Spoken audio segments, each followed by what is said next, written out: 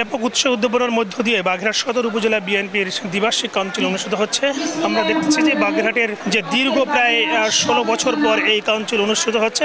নেতাকর্মীর মধ্যে এক ধরনের প্রাণ চাঞ্চল্য সৃষ্টি হয়েছে এবং ভোটাররা রয়েছেন যারা প্রার্থী রয়েছেন তাদের মধ্যে নতুন করে এক ধরনের যে উৎসব আমরা লক্ষ্য করেছি।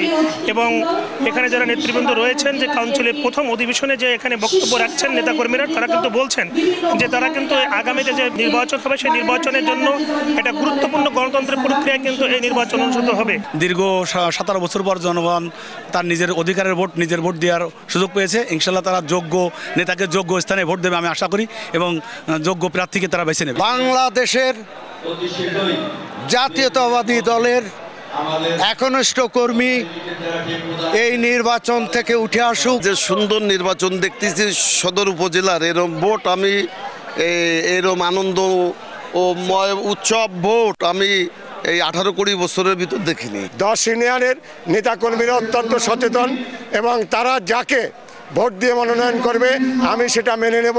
আমার প্রতিপক্ষ যদি বিজয় হয় তাকে আমি গলায় মালা দিয়ে বরণ করে নিয়ে তার সাথে থেকে এই দলকে গঠন করব। ওয়ার্ড থেকে শুরু করে ইউনিয়ন থেকে থানা, সদর থানা 10টা ইউনিয়ন, আমরা 10টা ইউনিয়ন সম্পন্ন করে আজকে 10টা ইউনিয়নের যে ডেলিগেট তৈরি করা হয়েছে, প্রত্যেকটা ইউনিয়নে 71 সদস্যের একটা কমিটি করা হয়েছে। সেই কমিটির ভোটে আজকে এই উপজেলার নির্বাচনটা হচ্ছে। এখানে 710 জন আমাদের ডেলিগেটস আছে।